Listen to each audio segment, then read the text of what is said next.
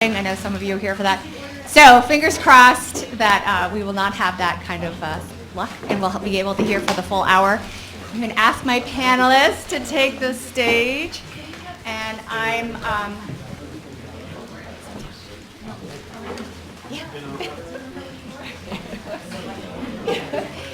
yeah, of course. And we don't have a clicker. Okay, no problem. All right, so today we're here to talk about infrastructure. You may have heard about this bridge that fell, the Fern Hollow Bridge. It created a lot of discussion here on campus, and so we wanted to have a conversation about infrastructure and maintenance and monitoring and everything related to it that we can. And so we brought in this awesome group of experts to talk about it.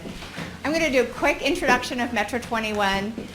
We've been around for close to, I guess it's 5 years now and change, and we work in collaboration with municipal and equity partners in deploying smart cities technology to solve real world problems.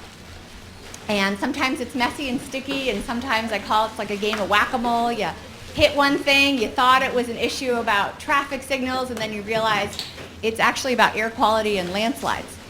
So that's the work that we do. It's very integrated, it's very cross-disciplinary, and we work all across the campus.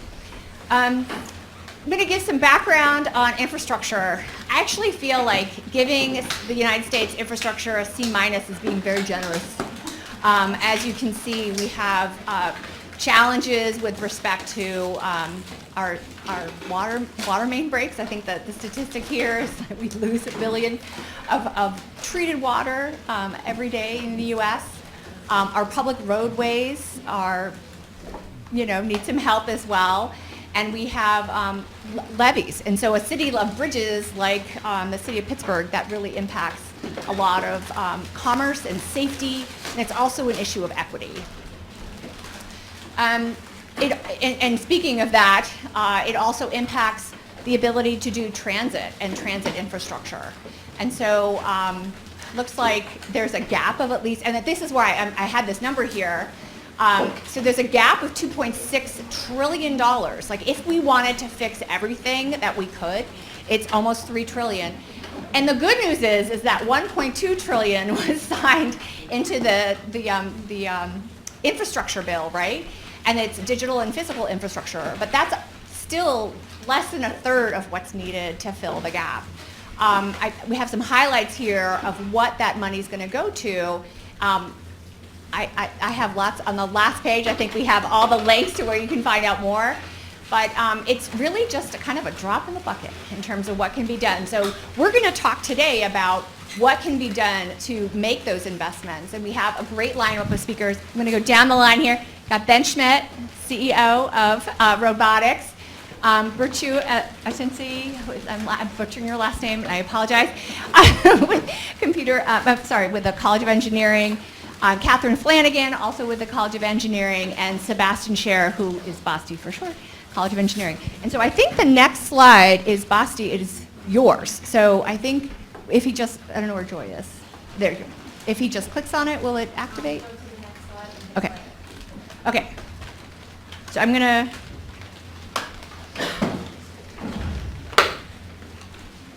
I'm not sure. Am I just hitting? All right, Basti, we're going to let you kick us off, and hopefully, okay, here we go. Okay, so this is just a quick video of some of the things we've been doing over the last couple of years on bridge inspection. So one of my research areas in terms of autonomous drones and 3D mapping, and so you can see some of the kind of 3D reconstructions I'm doing of a sample bridge beam, and then we basically fuse the visual and LiDAR information to get really high resolution models. We can do things like filling holes in areas that you haven't seen. Here's a sample of the bridge we did in Connecticut, the Pearl Harbor Memorial Bridge. And so this model, for example, has over 2 billion points.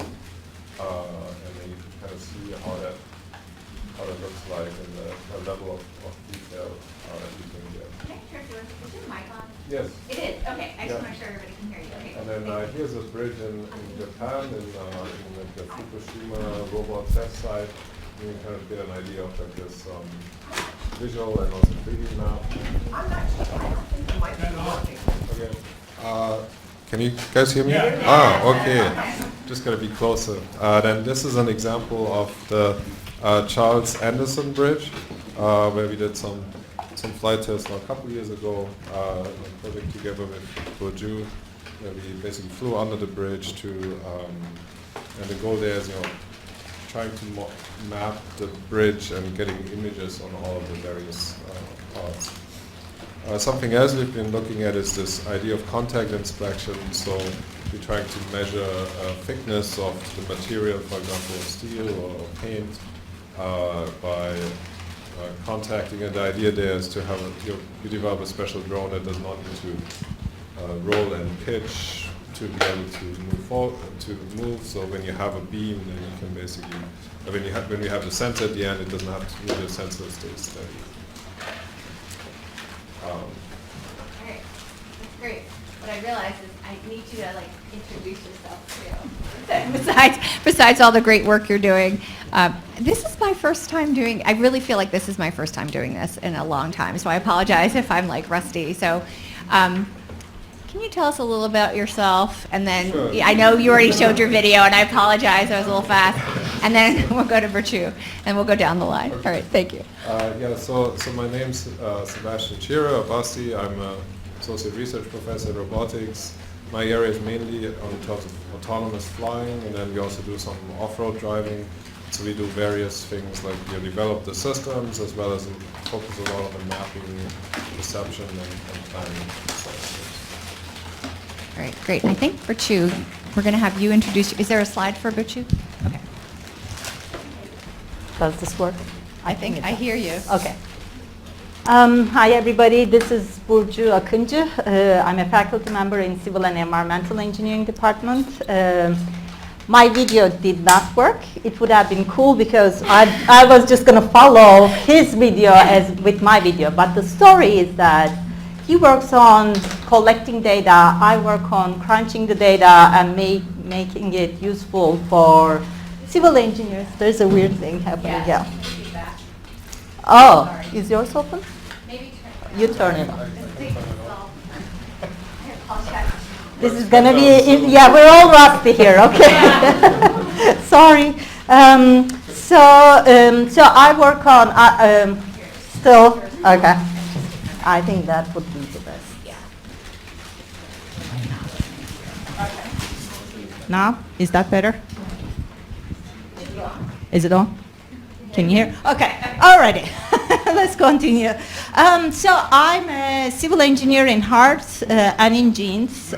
So I love civil and environmental engineering and deeply rooted and think about infrastructure and construction management as well as facility management. Those are the three areas that I work. I work with technologies like data capture technologies, 3D imaging that Basti talked about, as well as the sensors already in our facilities to develop digital twins so that we can start doing, getting into more prescriptive analytics using AI as well as the digital twin. So my story, if the video was going to show, was that, when Basti and I work together, he works on excellent approaches to collect the data in a seamless manner, and I work on basically turning that data into actionable information for the engineers, for the infrastructure managers, doing damage detection, condition assessment, object recognition in the scene, etc. So that's why we were next to each other, but my video didn't work, so here we are. That's me. Thank you. All right, next up is we're going to skip over. We're going to have Ben Schmidt, who's the CEO of Roadbotics. And yeah, I don't know what's going to work for you, but Hello? whatever Can you hear works. me? Can you hear it? Thumbs up, thumbs down, okay. Yeah. Yes, so I am Ben Schmidt. I'm the CEO. I'm one of the founders. Christoph Mertz back there is one of the others. We are a CMU spin-out. So for the last 5 years, we've been helping governments around the world to better understand their road infrastructure. This is also my first in-person event in a while, so if I squirm a lot, I'm sorry, but usually I'm used to wearing pajamas, slippers. This is weird, all right? Anyway, I'm very excited to be here. I think this is a topic that we've become very passionate about. I think there's a lot to be said for it. There's a lot that needs to be fixed. And there's a lot that's already being fixed. And so I think it's important to showcase that as well. Awesome. All right. Definitely, last but not least, is Catherine Flanagan, who she reminded me that we've been working together for close to 2 years. And this is our first time meeting in person, which is just so weird. Thank you, coronavirus. All right, the floor is yours. Yeah, thanks everyone. It's exciting to be back here in person again. I think I don't fit as well into my clothes as I did before the pandemic, but hopefully this doesn't, I don't pass out. But I'm Catherine Flanagan, and I'm an assistant professor in civil and environmental engineering here at CMU. And I also have a courtesy appointment in electrical and computer engineering. And much like many of my colleagues here, my research really draws upon tools and technologies from across disciplines to try to make traditional infrastructure and infrastructure systems more intelligent cyber-physical systems. And when I use the word intelligent here, I'm basically referring to our ability to integrate things like sensing, computing, and particularly control to try to drive the performance of our infrastructure to more desirable levels. This could be with respect to things like its performance, its reliability or resilience, its accessibility, or even its equity. So to sort of break this down, this includes, for example, something that we'll be talking about a lot today, such as structural health monitoring, which you're all going to learn is sort of this process aimed at providing accurate and in-time information about structural condition and performance. And also more recently, I've been moving into the area of cyber-physical social systems. So how do we try to take these infrastructure systems or cyber-physical systems to include the values, for example, of the humans that are interacting with the infrastructure systems, for example. And we'll talk a little bit more about this in some of our projects during the panel. All right, that's fantastic. I think my next slide is, where's my slide with all the people? Where's that? There we go. Okay. So now you see our names, our faces, and we're going to have a conversation, and we want to involve you. So hopefully you remember how to raise your hand. You don't need to give. It's not on Zoom where you press a button, but it's actually physically raise your hand. There. Oh my goodness. All right, just go for it. All right. Let's do it. Yeah, I have questions for those of you who started off with a civil engineering background. How did you get so into sensing, AI, data, things like that? So, You came from civil engineering. if you came from civil engineering, how did you choose this wondrous background? Yeah. All right. Okay, so I'm as I said, I'm a civil engineer in heart, and when I started civil engineering, my PhD, I was very much driven to the problems of the domain. So I was before that I worked as a site engineer at the construction field, and how should I say? There were lots of opportunities for improvement. Right? So Very diplomatic of you. very positive. So it was, that we could have done things much better. I didn't know what much better meant, though. Right? So when I came, I did my PhD at Stanford. All of a sudden, I got introduced to these building information models, virtual design and construction. Initially, I was totally intimidated by it. In fact, I was like, is this the right thing for me?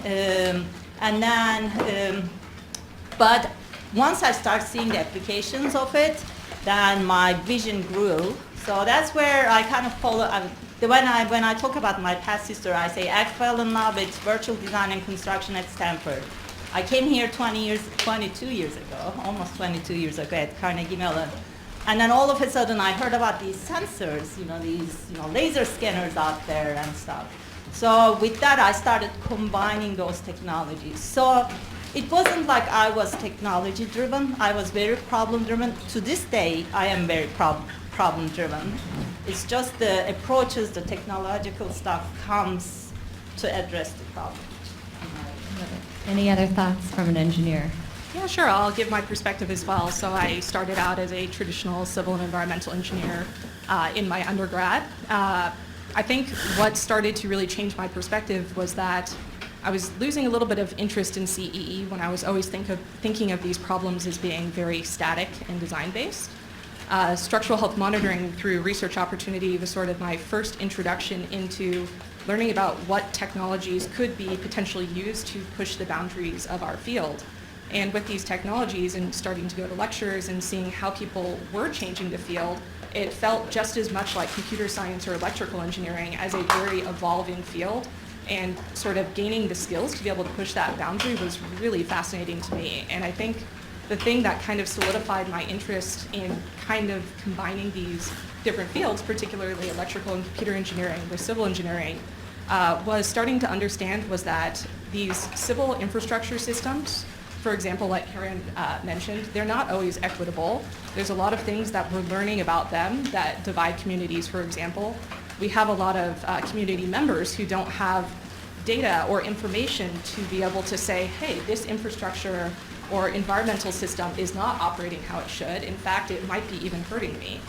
So how do we kind of change the narrative to give community members tools and technologies that they can use to gather data and begin sort of this process of self-governance over the problems that they know personally impact them most, and without being able to use these other tools and technologies and catering them and crafting them to be used by community members, they can't really be addressing the problems they face with these CEE problems. So that was sort of my background and why it interested me most. That's great.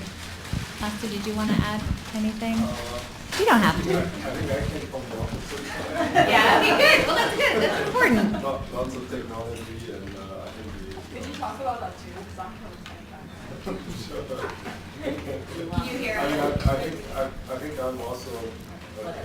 I don't know. Two microphones. So I think I'm also very problem driven, and so I think we develop these things, and then the question is, what do we use them for, right? And what are the applications? When we go into a problem, we often see very, very hard research problems, and I think that's kind of what drives me. Like, trying to do, for example, this high resolution reconstruction, is a hard problem, and so how do you, I'm really interested in how you do it, but then also what impact it could have is really what motivates me. Of course you can. Just And then we'll I'll let cap Ben it off. chime in, even though he's not a trained engineer. He plays one on TV. Okay, I'm just going to cap it that I think that makes Carnegie Mellon so special. Yep. So I never pretend to be a second-class computer scientist, and I hope you don't pretend to be a second-class civil engineer. So that's where this interdisciplinary collaboration works beautifully here, beautifully. I know technology well enough to be able to communicate, but I won't be able to run the drone autonomously as well as he would, right? And similarly, he wouldn't know the details of the civil engineering as I would. So, if you're interested in this intersection, go to a place that's going to foster that intersection. All right, awesome. All right, you're going to try he's going to try his mic. Does this work? Yeah. Is this working? You hear the rustling. Okay. So yes, I came at it from a similarly different angle. I actually have a PhD in bioengineering, and then found myself. Use mic stuff. I'm sorry. All right, better? Yeah. Nope. Can you hear me? What was better? We'll go for feedback. Here, try that. Try that. Hello? My name's Ben. Can you hear me? Yeah. Okay. This is like, let me jump out of the Zoom call and I'll get back on and see if my mic gets fixed. Step outside for a second. So I came from a PhD bioengineering background, and I would definitely say to your question, thinking of it from the entrepreneurial, the business perspective, let's see if I can hold it further away. Does this work? Better?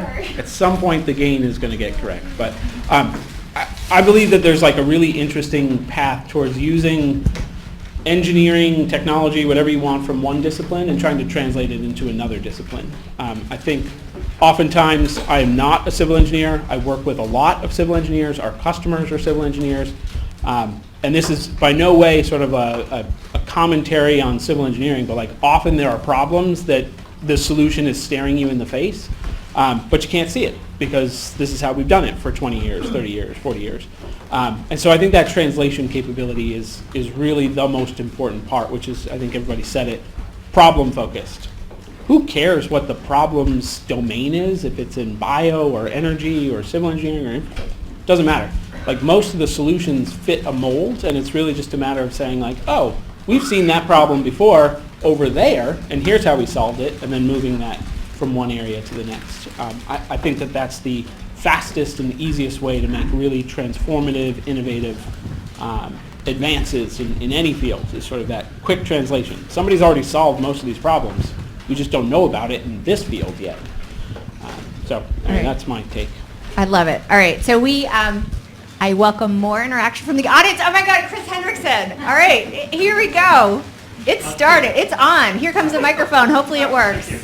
I wanted to ask about the Fern Hollow bridge collapse. That's a great question. Oh my God, scary event, and one that got a lot of attention around the nation. And we're all kind of waiting for the Transportation Safety Board's report on the failure, so we can't reach any definitive conclusions. But I wondered if any of you had thoughts about the collapse or the reaction to the collapse, or about the standard process of bridge inspection that was going on for the Fern Hollow Bridge. Well, we've had some talks about this, and I think Virtue is having some PTSD from her interview on CNN. You should definitely check it out. She did great. Her background was fantastic, which is really important for the interview. But I loved your analogy, right? About like you're not here to tell us why the bridge collapsed, but you can tell the story. Yeah. I don't know specifically about that bridge, right? So in terms of why it collapsed, we're all finding it out, and as I think time passes, we're going to have a good understanding. We know that it was rated poor, but poor doesn't mean that it's going to fail right away. So you got to be safe. You should feel safe on all the bridges to start with. Let's start with that. But what it signified to all of us, in a big way, unfortunately, it could have been worse, but in a very big way, is our deteriorating infrastructure, right? So bridges, Karen started by showing our infrastructure card is C-. Bridges in general rated as C, which is above average than any other infrastructure. Bridges in Pennsylvania rated as D+.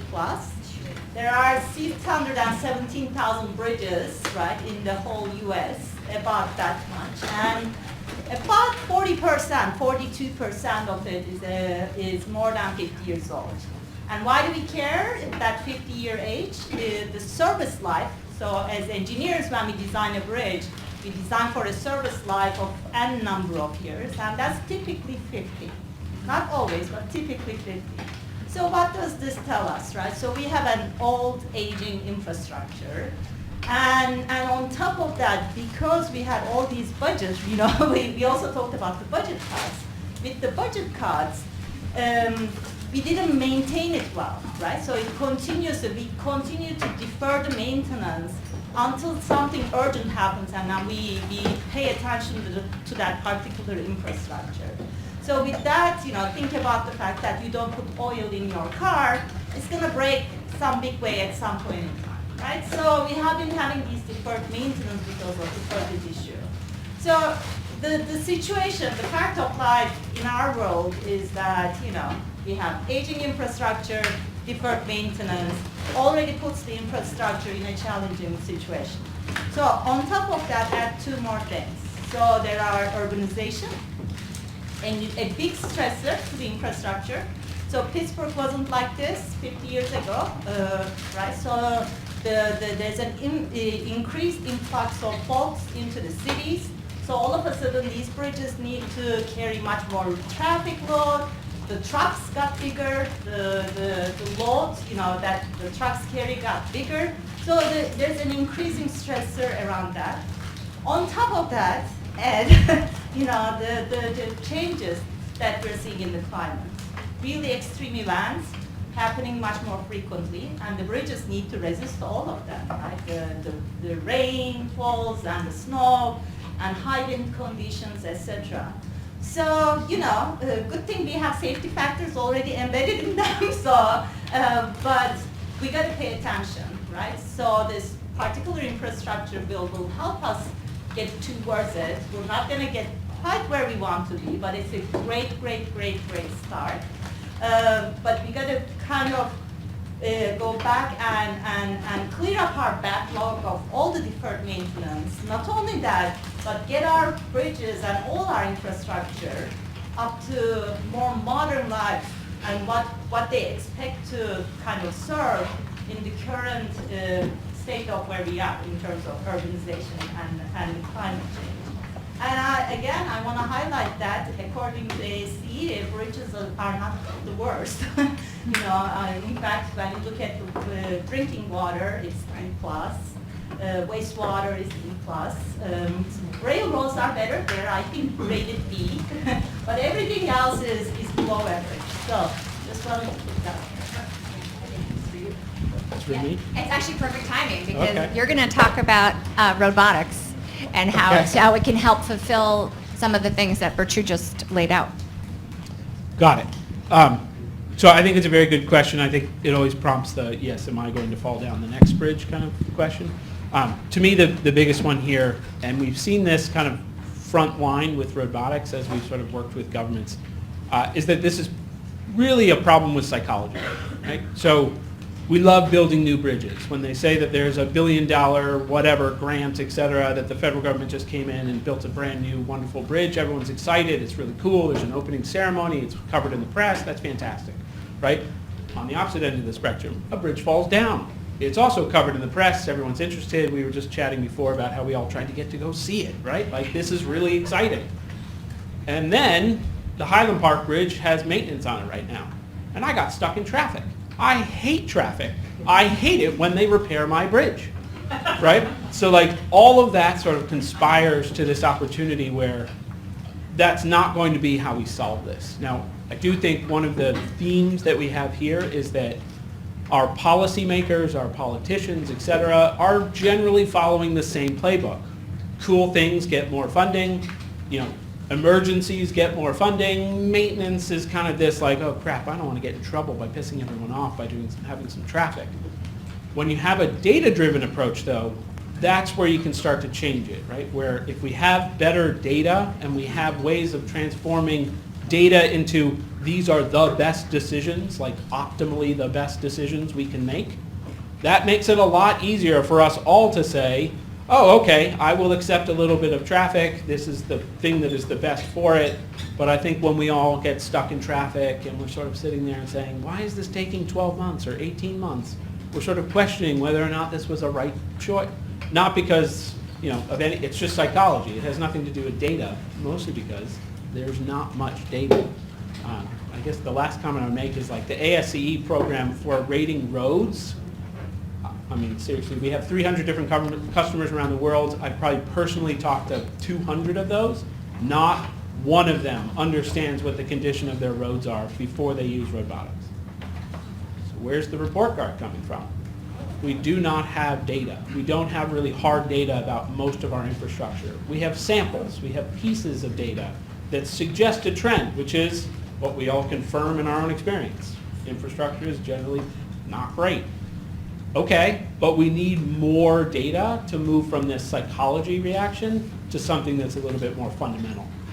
And so I think that's really the huge trend that we have to see over the next 5 years, 10 years is data, great, then data-driven decisions, and eliminate the sort of reactionary pieces of a bridge falls down or you get a pothole or something. Awesome. Yeah, Catherine, definitely. Jump in. So I'm starting to see the conversation shift here from a little bit what Bertrand was talking about the current state of practice and what he's talking about, which is more this shift towards data and data-driven approaches.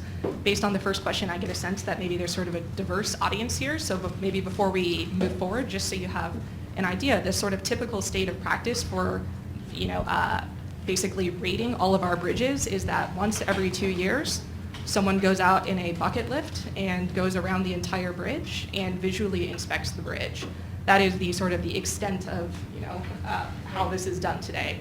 So just so you have a sense of the state of practice before we start adding some additional layers onto this. No, that's a really good point. And I think one of the first things, I think there's some folks from the Department of Mobility and Infrastructure. Chase, where are you? Yeah, it was one of the first things that the department did is determine when was the last bridge inspection, and it had actually been in September. So that's kind of shocking that between September and, is it February or January? I believe it was early February, yeah. So it was snowing, that's all I remember. That something that drastic could happen. So Basti, this is a great segue for you to talk about the technology that you have. How can that, supplemented with this idea of the data, right? So the robotics approach about data-driven decisions and investment in infrastructure. Talk about what you feel like is right.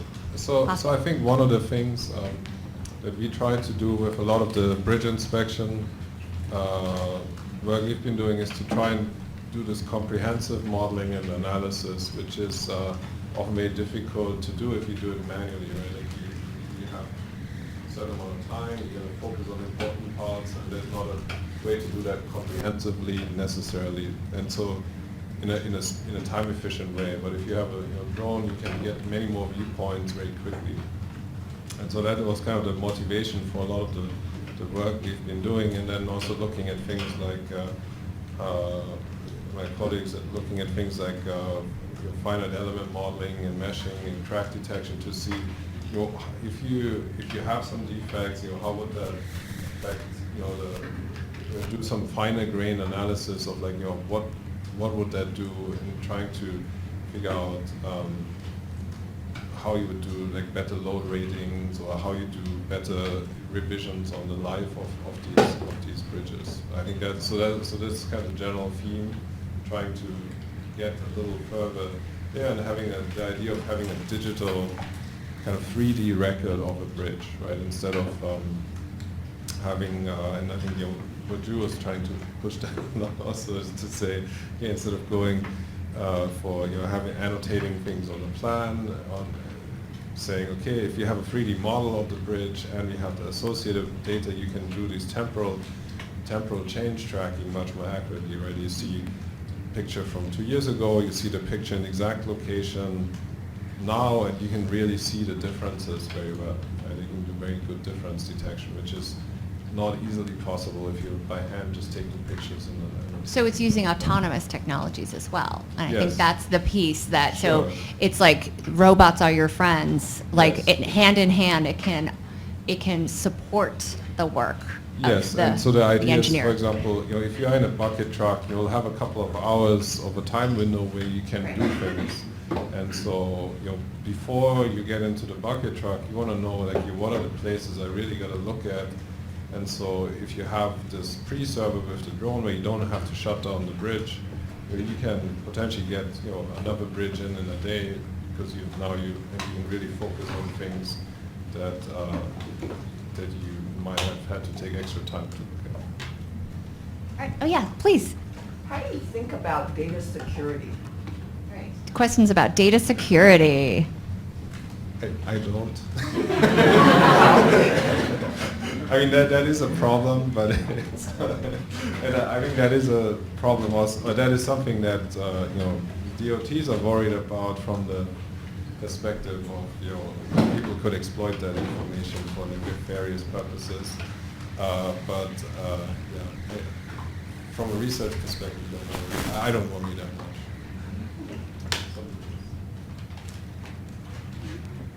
Maybe Ben. Yeah, I'm thinking that might be something. Okay. Hi. Yes, data security is important.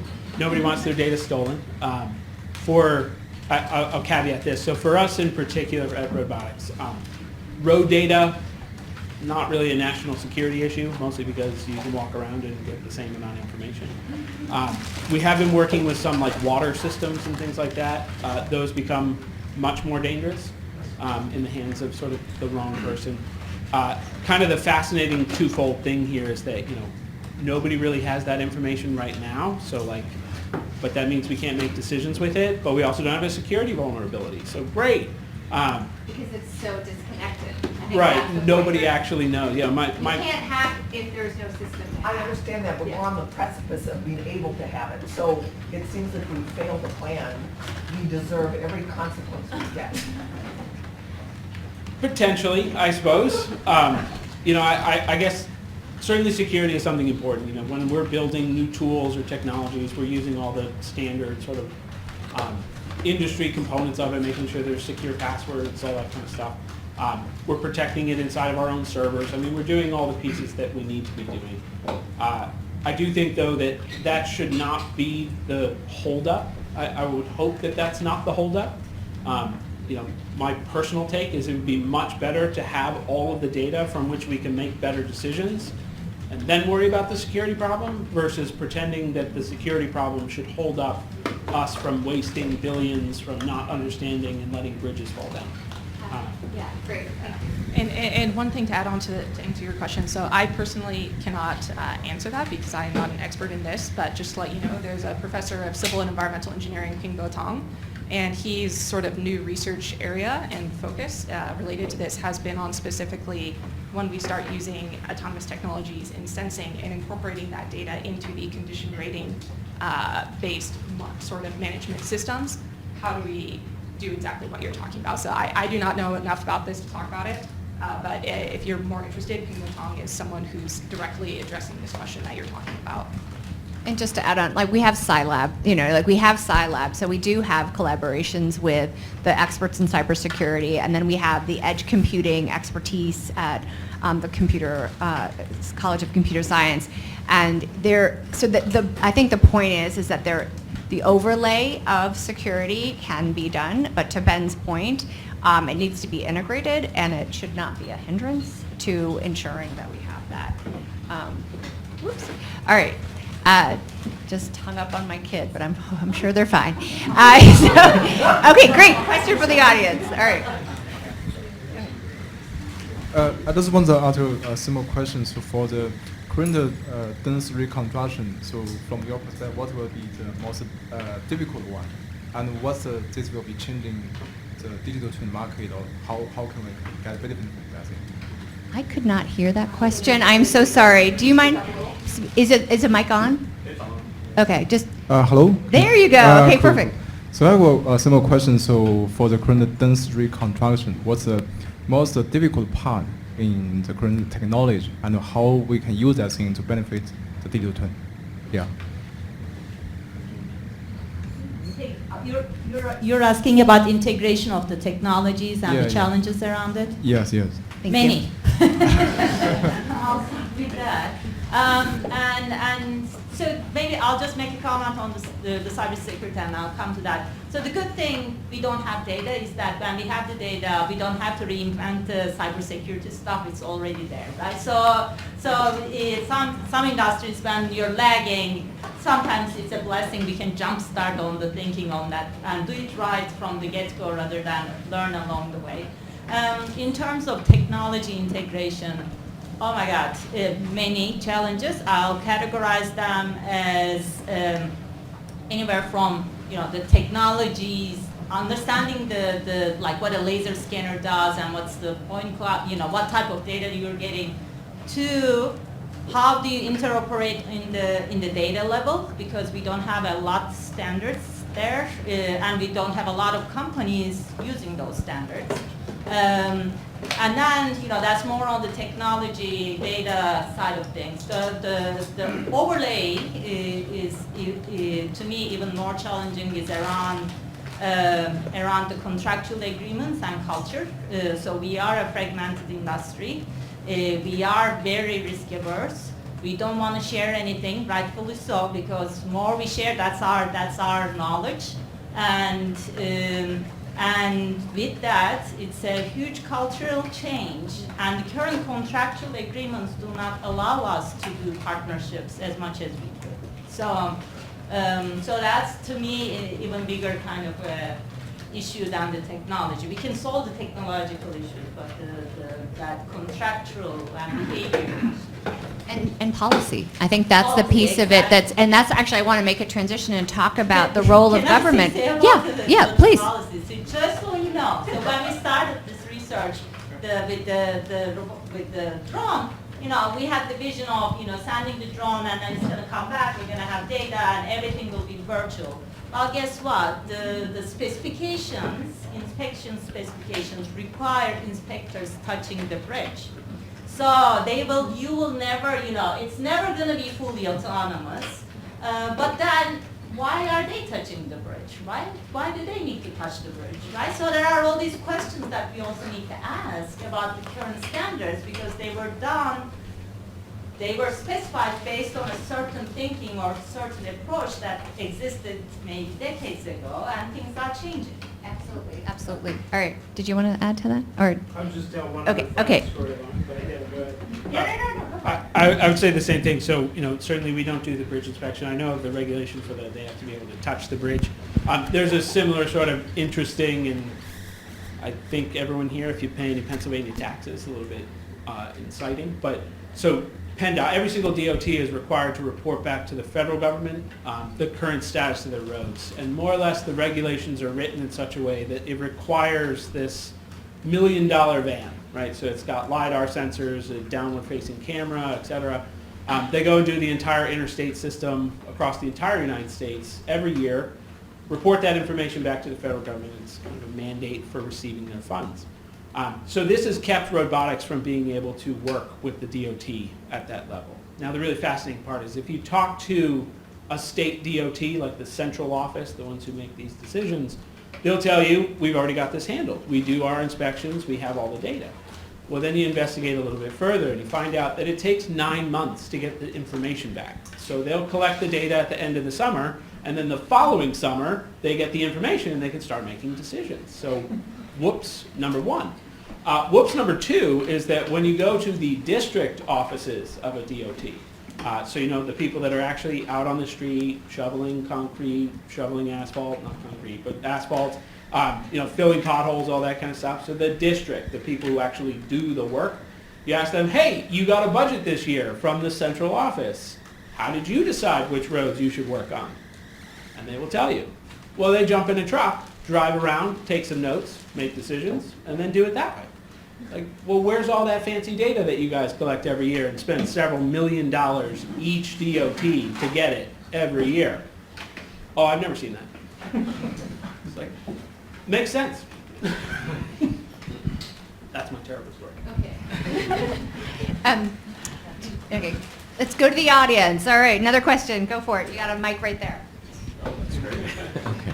Just real quick, everything you've talked about, you're simulating humans to look things visually maybe better and a little more in detail. What do you have in terms of technology to be able to see inside? Like some of these bridges are like a foot deep, 18 inches, 24 inches. Do you have technology to see what's inside and what's going on? Right, I think the general high-level term for this, I guess, would be non-destructive testing. And so I think one of the examples that was in the video was, for example, this drone that was touching the surface and it has an ultrasonic thickness gauge on it. So for example, what you'd use that for is if you have a steel bridge, you would touch the bridge and you'd see, okay, how much material is left in that I-beam.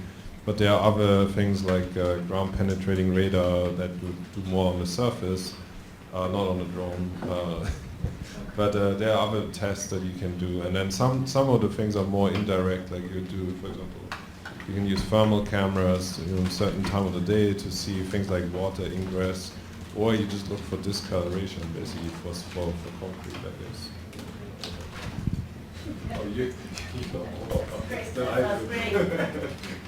Yeah, maybe I'll add a little bit onto that because I think that pairs well with the question we just had about what are the challenges with the technology. Like what Bastian said, the technology is there. We can use ultrasonic testing. We can install embedded strain gauges, measurements, measure strain fields throughout these concrete or steel, for example. We can identify this damage, but what it boils down to, again, is sort of this issues with policy and governance, and that even if we can find these cracks or defects internally within the bridges, the information we're gathering about it still doesn't translate to how decisions will ultimately be made, right? And if we were to, we also haven't been able to figure out how to really quantify the returns on these investments yet. So it would be, if we wanted to install a structural health monitoring system on every bridge in the US and do ultrasonic and non-destructive testing, we could get this information, but because, one step before that, we can't connect this damage detection to existing maintenance mechanisms, how do we convince people in the first place that the return on investment is possible? So it's this sort of infinite feedback loop of you can't start till you do the previous one, but no one will start the previous one because it doesn't have that return on investment sort of quantification with the existing condition rating based system. Yeah, go for it. So I feel a little sad. Can you tell us some good news? Yeah, so, it's kind of projecting that these, civil engineers out there doing infrastructure management don't care about any technology and they're just stuck. So that's not the case. So I want to kind of tell a little about the reality of our industry, right? So think about, let's say you have a car and you only have $10 every year to invest on maintaining your car, okay? That's what they're facing, right? So of course they're gonna defer. Of course, if something is gonna break, that's what they're gonna fix because they don't have the luxury to make the decisions that we're talking about. We need to turn the wheel around, and that's a big turn. It has to happen. It has to, it's the chicken and egg that Catherine was talking about, right? So it's not that they're not interested. It is they are in a tight ship with the budgets that they have, with all the aging infrastructure coming at them in multiple directions, and with all the requirements, additional requirements coming. Things change over time, and there are additional requirements. So they're optimizing within the limits of their curves. The other thing is that because of that, it's a very risk-averse industry, right? So every time we introduce a new technology, they're like, does it really work? And what's the return on investment, right? So that's where, Metro21 and the things that we're doing and that we could do hand in hand with the government will make a big change, right? So we'll start showing that we'll demystify the technology, de-risk it, and demonstrate the value, and start getting into it, so that startups will have a much better chance of selling and succeeding. So as we're talking, we kept saying, well, they don't care. They do care. They would love to have a dashboard of. Oh, nobody wants to make decisions in the dark, right? None of us want to make decisions in the dark, but they're forced to do that with the current, processes and constraints that they're under. Yeah, no, and that's why, that's the work that we do at Metro21, right? It's I call it, we show the realm of the possible so that we can inform policy before there's a large deployment of a technology. And so, Catherine, can you just talk about our Smart Parks project? Because I think that's just it's small, but it's mighty. And because behind it, it's helping use data as a tool to inform investment decisions. And because I think that's just an example of how we're using technology to inform investment decisions. It's not infrastructure, but, well, I guess it is infrastructure. It is, and so that's what's so interesting, and I think this kind of goes off of Virtue's, let's look at the light side, good side a little bit here, is that in this discussion so far, which is surrounding infrastructure, we have primarily only talked about things like bridges, right? The types of infrastructure that on a daily basis, if you asked a second grader what is infrastructure, they'd say buildings and bridges. We're starting to understand, more recently that civil engineers deal with the built environment, yet there are so many different types of built environment that we're not considering ourselves with or associating ourselves with. One example that Karen and I are really interested in is just parks and public spaces, for example. We think of bridges as being this key, infrastructure that enables us to get from place to place. It, helps the economy, but at the same time, a park is a place where oftentimes are very, well used in lower income communities, for example. They are an essential service to large groups of people, yet they are one of the, I think the statistic is that in Pittsburgh, 95% of people live within half a mile of a park. yet we are the second to lowest investment of any city, big city in the country, basically. So we have the parks, but they're not being invested in. And so Karen and I are interested in looking at how do we look at the lessons learned, for example, from structural monitoring. One of those lessons we've been talking about today has been start with the governing people and stakeholders and the partners in learning what they might need and how can we then cater our technology to try to get them actionable information. So we're trying to experiment with this in other different types of infrastructure, such as parks. So when knowing we wanted to start engaging in how do we do sort of structural monitoring, but for making and guiding decisions in parks, we went to the city of Pittsburgh. We went to the Parks Conservancy. So the very first day, it was meet with the stakeholders and figure out what they need. That's the first lesson that we learned from structural health monitoring over the past 3 decades, basically. Start with the stakeholder. Once we understood what they needed, for example, just to give you one highlight, Mellon Park, which many of you have been to, is a very divided type park. We have the northern half above Fifth Avenue. We have the southern part below Fifth Avenue. And because they're separated by this really busy roadway, people are constantly speeding, not very easy ways to get across. We see communities in East Liberty primarily using the northern half, and the Point Breeze and Squirrel Hill community using the southern half. And one of the primary things as part of their equity initiative at the city wants to do is figure out how can we bridge these two and make them more of a cohesive unit. So we've, through partnership with the city and the Parks Conservancy, have developed privacy-preserving wireless sensing network that goes around the park and is able to monitor when and how people are using the infrastructure, and is also highly configurable and adaptable so that as they begin to start implementing some of their investments and interventions, you might think, we can start seeing if we had the results we expected, how did this change usage of the park, for example. And this is basically data that can directly guide them in the decisions we know that they already want to make. One thing I'll also mention is that as we start to translate this sort of monitoring systems into communities, being responsible, so meaning having privacy-preserving data collection mechanisms is incredibly important for us. We could go out into parks, put up cameras everywhere, and get super high-value information that could tell us not just about where people are, but what they're using, how they're interacting with each other and the environment. But this is something that is not acceptable in the realm of a community public space. So part of our challenge and part of the exciting part of being an engineer is how do we solve this problem using lower value but privacy preserving data coming from, for example, passive infrared sensors.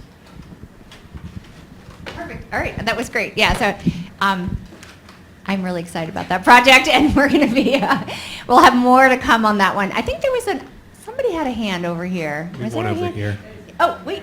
Oh, there's one here first. Okay, sorry. Hold your thought. Hi. All right, go for it. Hello. Transitioning back to talking about database decision making, as we transition to a more data-rich environment, how do you see human capital transitioning at the local level? So at the DOT district level, as you spoke about, local public works, is that GIS technician and dashboards enough, or do you need data scientists to do bespoke analysis? It's for you. I hope not. I guess is what I would probably say. So I think very much one of the core themes here in the what can you give, what can you sell to a government, right? So speaking strictly as a business opportunity. We can do, Robotics could do a lot more, right? We could offer a lot more information to governments than what we do today. We could offer them all sorts of details on how it's done, the intricacies of it, accuracies, all that kind of stuff. And as an engineer, that makes sense, right? Like, hey, we should give you as much information as possible. That would be the worst business decision on the planet. The reason being that most governments, they're not data scientists, right? I'm talking to like a public works, the superintendent of public works. They are not trying to figure out the statistical analysis of whether or not our ratings are within. Couldn't care less. Tell me which roads are in okay condition, which ones are not, and we'll send out the crews and we'll go, start doing some work. So I think very much it is, as mentioned here, like talk to the stakeholder, figure out what it is that they want, what they're, and also not just what they're saying they want. That's almost never true. It's what they actually want is the important piece. But my hope would be that, I think there will be more talent within government as we sort of progress. We often joke, or people joke about us, that we sort of make sales one retirement at a time, right? Because, the current road inspector who's been doing it for 30 years just retired. Terrific. We definitely need a new platform to do this because we don't want to train the intern from last summer to do it. I think that's kind of it is a realistic joke, but it's something that over time people will become more comfortable with these kinds of technologies. But I really, I would hope that we can continue to have an environment in which government can do what they do best, governing. And what we can do as technologists is offer them the right information, the data that they actually need to make their decisions, without also needing sort of like a PhD level understanding of what's happening. Yeah, that would Thank be you. All right, so I think we're running out of time, and I see that you have a hard hat, so you definitely get to ask a question. Was that you who wanted to ask the question? Yeah. Yeah, okay, go for it, and make it quick. All right. So I was wondering, you have all this monitoring and gathering of data going around, but you have people who are not quite using the data to make decisions. I'm wondering if, we could replace the current framework for say repairing stuff, and instead of having some sort of district office to manage these kind of things, you have you privatize it, and you implement some sort of smart contract where if you detect a fault, the contract generates a bounty that private crews can go and claim when they repair the thing, and perhaps What could an possibly go escalating wrong? bounty. Yes. The If longer we let the this market thing drags decide where to make investment Yeah. decisions. Okay. Okay. Yeah. I'll offer one real quick. So that is very popular in Europe and some of the other Commonwealth countries. So in Australia, we have a few clients where we are working with an engineering firm who owns the maintenance contract for a whole town. So they get paid. London operates many of the boroughs of London operate similarly. They pay a private firm to meet specific thresholds, and then that firm, gets a pot of money every year to basically, that's their budget, and they have to go out and sort of exceed what their expectations were. So that is popular, less popular here in the United States, which seems ironic though, but whatever. All right, we're going to do a quick, this has been fantastic, but I want to honor everybody's time. Let's see, I think at the end we have everybody's contact information, so please follow up with us. Okay, quick, you have $1 million, if that's enough. What are you going to do with it? Basti. For infrastructure. Infrastructure, not personal wealth. You're not going to Hawaii. Okay. What would you do? Fix a bridge. Okay, fix the bridge. Okay, that's easy. All right. Virtue. That is too small. Okay, see, there you go. What do you want? $1 trillion? I want trillions and trillions of dollars, and not just one time. That's the other thing. We don't want one time. Right. We want recurrent investment in infrastructure so that we can turn into all these great conversations, right? Data-driven approaches. But not just that. This is an opportunity for us to innovate, right? Try new materials and all of that. And with the data-driven approaches, we could do that. So invest in innovation in the infrastructure. All right, Catherine, you got $1 million. I would do what Virtue said and then add my $1 million to then work at the interface between using those innovative technologies, working on some sort of dashboard like we've been talking about, that specifically how do we interface this with the stakeholders. So The humans. we have All right, $2 million. include the humans. All right, you have $1 million. What are you doing? So I'd split it up 10 ways, offer it to 10 governments, $100,000 each, no strings attached, and then just watch.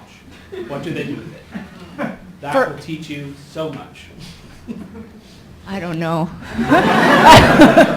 Okay, well, this was great. I am so proud of you as an audience. You guys stepped up, raised your hands.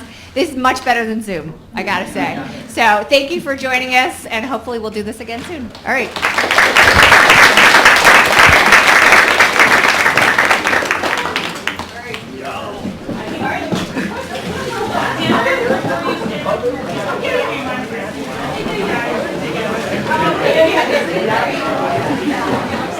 I haven't been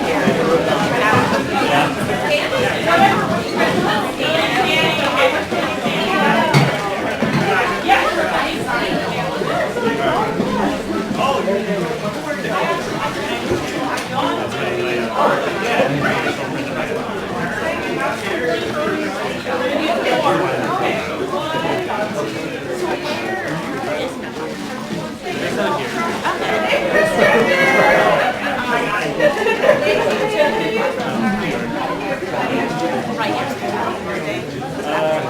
No, my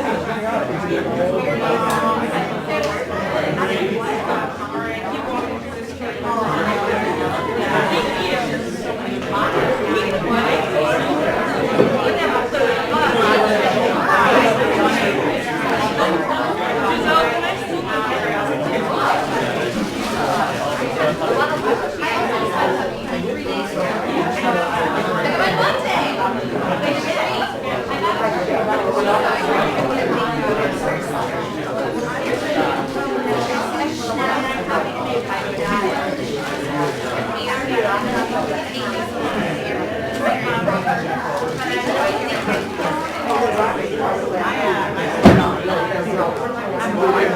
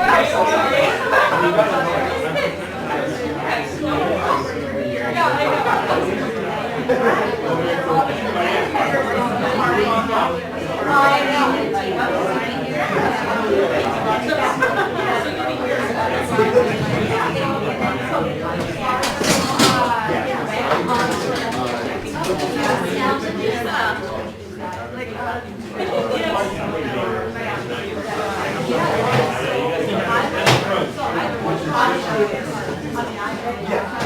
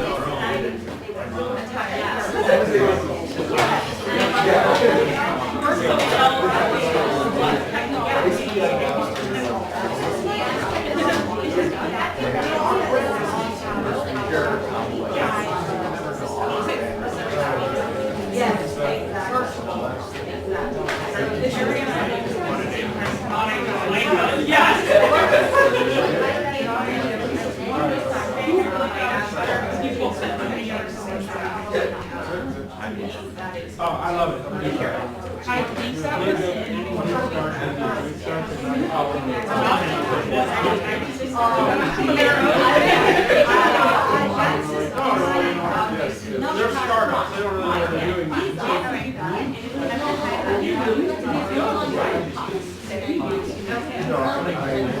Yeah, that's.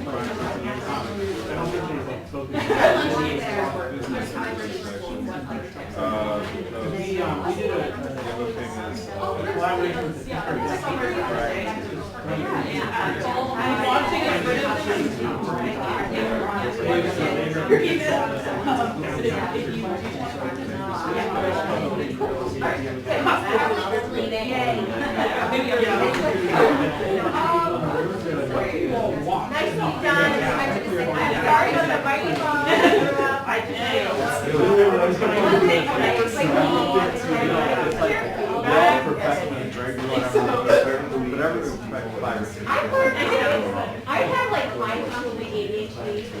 I can understand it if there's like, yeah, I do. That's my ADHD. Not privacy. You need great. Sure, and hopefully it can find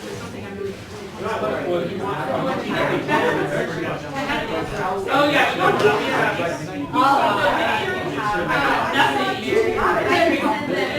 I got no photos already.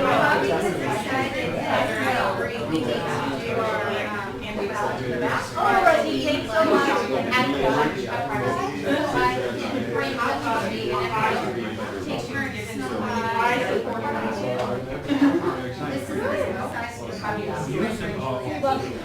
Yeah, I used to be like on 9, like right actually right next to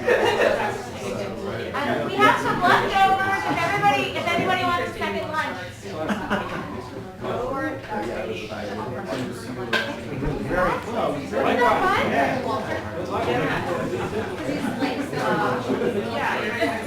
Hey, thank you for coming.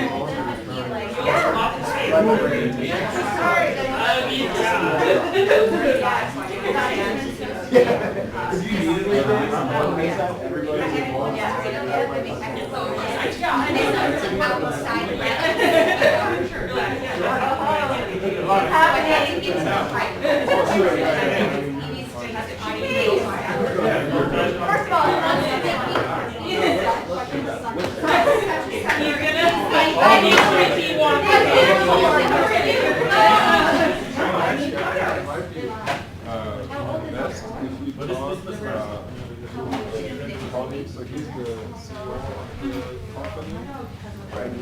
CEO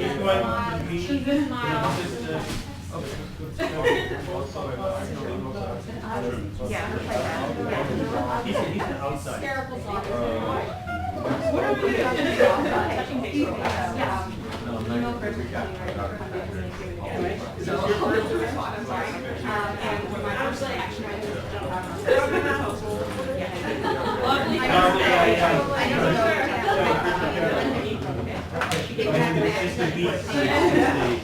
what else? What can we do? Do you need things in the places? Just I'm just going to take these down to IT. That'll be good. And then, yeah. I can write it up. Okay.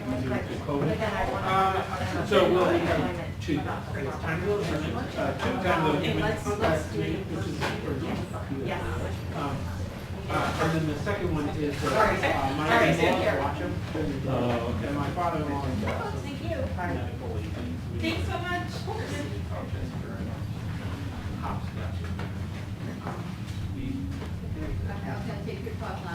Extra lunches? You can take that one for sure. Yeah, these are fine. We just have some with staff things. Okay. You're good to leave.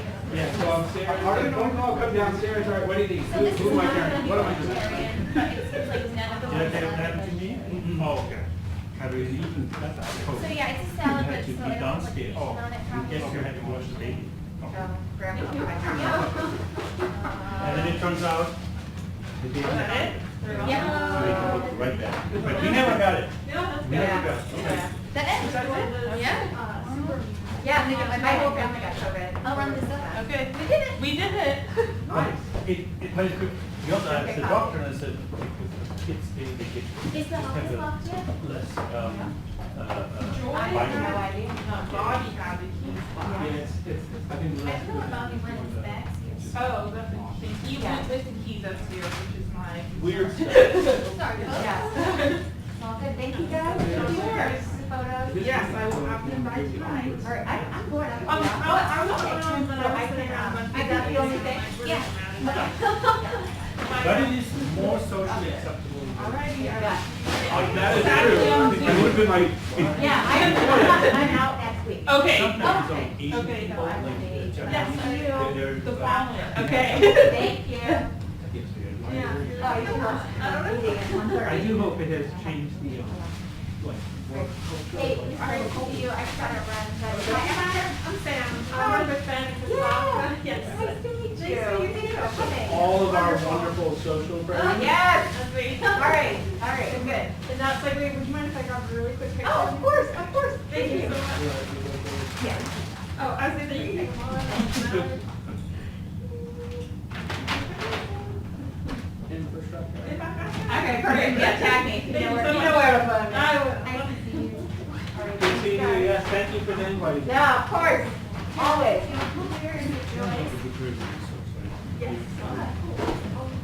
She knows us, and so that's fine. Okay, sorry. Your laptop. Okay, good. Yeah. And then you're seated. Okay, good. Thank you. Well, For lack of a better word. Absolutely. So many parts around my sounds awesome. Actually, was reading about it earlier this week. They were jumping right in. I just became like a hard goer. Did that happen? You know what I mean? Like, Yeah, what else can you do, right? At the park. Check her out. Which is very valuable. Yeah, I heard about Yeah. Really cool. Good morning. Out of that. Wow, who is it? Agreed. Is it Maria? All right. Sharia? Whatever. Yes. Yeah, good seeing you as well. Gonna She's go, great. set up a soft copy. I love it. Robotics. I love it. I asked him, and I was like, I didn't know. Do you want to go find someplace to sit? There you go. All right, we're going to meet you in like 2 seconds. Hey, congrats. Yes, yeah.